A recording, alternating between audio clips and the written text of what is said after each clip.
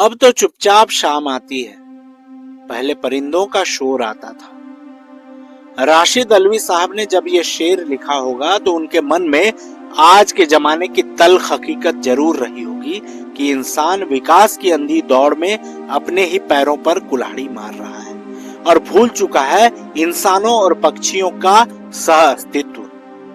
तो दोस्तों, आज इस वीडियो में हम बात करेंगे माइग्रेटरी बर्ड्स यानी प्रवासी पक्षियों की, उनके सफर की, उनके संघर्ष की और हमारे बदलते संसार की। सर्दियों की शुरुआत होते ही भारत के तमाम वेटलैंड्स पर जैसे प्रवासी पक्षियों का एक भव्य मेला सा लग जाता है।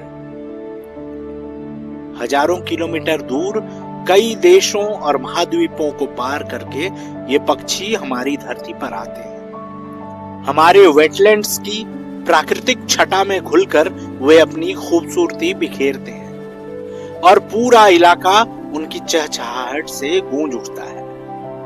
इनका आगमन आमतौर पर अक्टूबर के आखिरी हफ्ते से लेकर नवंबर के पहले हफ्ते तक शुरू हो जाता है और फिर फरवरी के दूसरे सप्ताह या मार्च तक वे दोबारा अपनी अपनी लंबी वापसी यात्रा पर निकल पड़ते हैं। ऐसा नहीं है कि ये प्रवासी पक्षी यूं ही किसी भी दिशा से उड़कर भारत पहुंच जाते हैं। इनकी यात्रा बेहद व्यवस्थित होती है।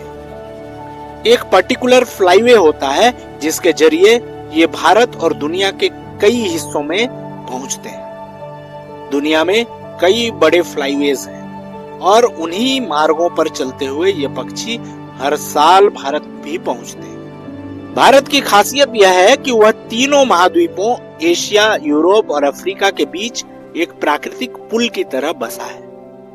इसी कारण हर साल करोड़ों प्रवासी पक्षी हमारे वेटलैंड्स और जंगलों को अपना दूसरा घर बना लेते हैं। चिल्का, भरतपुर, मंगलाजोड़ी और खींचन ये जगहें इनके लिए सिर्फ ठहराव नहीं बल्कि जीवन का भरोसा बन जाती हैं। सिर्फ साइबेरिया से ही लगभग 150 से 180 प्रजातियों के पक्षी भारत पहुंचते हैं। इन्हीं में से एक है अमोर फाल्कन, एक छोटा लेकिन अद्भुत शिकारी पक्षी जिसका आकार कबूतर से थोड़ा ही बड़ा होता है। अमोर फाल्कन दुनिया की सबसे लंबी दूरी तय करने वाली प्रवासी पक्षियों में से एक है। यह लगभग 22,000 किलोमीटर की अविश्वसनीय यात्रा करके भारत पहुंचता है। उत्तर भारत में इनका आगमन सामान्यतः अक्टूबर के दूसरे सप्ताह से शुरू हो जाता है। नवंबर के आखिरी हफ्ते तक लगभग सभी झुंड भारत पहुंच चुके होते हैं और फिर फरवरी के आखिरी सप्ताह तक ये अपने विशाल सफर पर वापस लौट जाते हैं। भारत में इस अनमोल प्रजाति को वाइल्ड लाइफ प्रोटेक्शन एक्ट 1972 के तहत विशेष सुरक्षा प्रदान की गई है। एक और बेहद आकर्षक प्रवासी पक्षी है रडी शेल्डक, जिसे भारत में ब्राह्मणी बतख भी कहा जाता है। यह पक्षी अपनी सुनहरी नारंगी चमकदार रंग और सुंदर बनावट के लिए प्रसिद्ध है। इसकी आवाज तेज और कर्कश होती है और झुंड में होने पर इनकी गूंज दूर दूर तक फैलती रहती है। किसी भी वेटलैंड्स के पास इसकी आवाज सुनने से ही पता चल जाता है कि ब्राह्मणी बतख की टोली पहुंच चुकी है। लेकिन दोस्तों, अब आते हैं उस प्रजाति पर जिसके नाम के साथ एक दुखद कहानी जुड़ी है। वो है साइबेरियन क्रेन। कभी ये शानदार पक्षी हर सर्दी में हजारों की संख्या में भारत आते थे।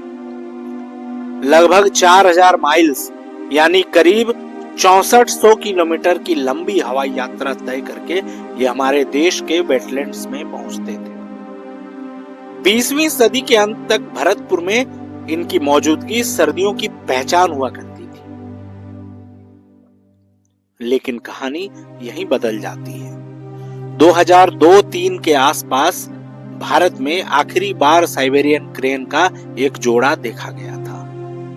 उसके बाद से यह प्रजाति भारत में दोबारा नजर नहीं आई। इनका न आना केवल एक प्रजाति का खो जाना नहीं है, बल्कि यह हमें यह याद दिलाता है कि प्रवासी पक्षियों की यात्रा कितनी नाजुक होती है और मानव गतिविधियों का असर कितना गहरा पड़ता है।